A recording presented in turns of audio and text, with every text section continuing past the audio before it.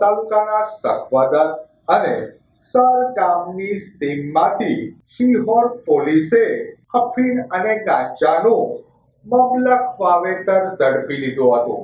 Sihor police મથકનો staff પેટ્રોલિંગમાં હતો તે દરમિયાન મળેલ બાતમીના આધારે શિહોર તાલુકાના સખવદર અને સર ગામની સીમમાં ચણા, સરગવો તથા રીંગણના વાવેતર વચ્ચે પોસ્ટ ડોડા, અફીણ તથા લીલા ગાંજાનું વાવેતર કરનાર સંજયભાઈ ઉર્ફે મનુભાઈ ઉર્ફે શંકાભાઈ રૂપાભાઈ ચૌહાણ તથા બોકાભાઈ રૂપાભાઈ ચૌહાણને પોલીસે ઝડપી લીધા હતા।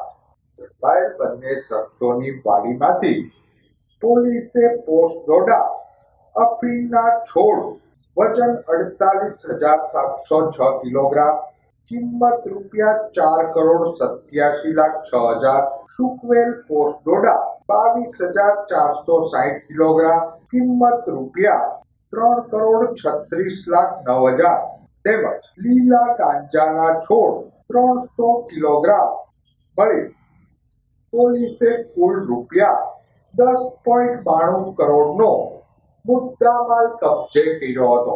ઉક્ત કામગીરીમાં શિહોર પીઆઈ બીડી જાડેજા, પીએસઆઈ આઈ.કે. ડોડિયા, એન.કે. મકવાણા, એએસઆઈ એચ.વી. ગોસ્વામી સહિતનો સ્ટાફ જોડાયો હતો।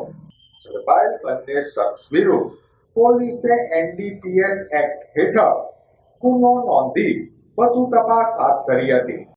સિહોર પોલીસ સ્ટેશનના સરગામના જે વાડી વિસ્તાર છે આમાં લોકલ પોલીસ સ્ટેશન એટલે સિહોર પીઆઈ અને એના સ્ટાફ દ્વારા જેમાં ખાસ કામગીરી હતી ઘનશ્યામ હુંબલની, આ લોકો દ્વારા રેડ કરવામાં આવી હતી જેમાં બે આરોપી એટલે ઘનશ્યામ અને સંજય ચૌહાણ આ લોકોની પોતાની જે મિલકત હતી ખેતર હતા આમાં 3 વીઘાની જમીન ઉપર આ લોકો જે છે અફીણ અને ગાંજાના જે છે વાવેતર કરતા હતા।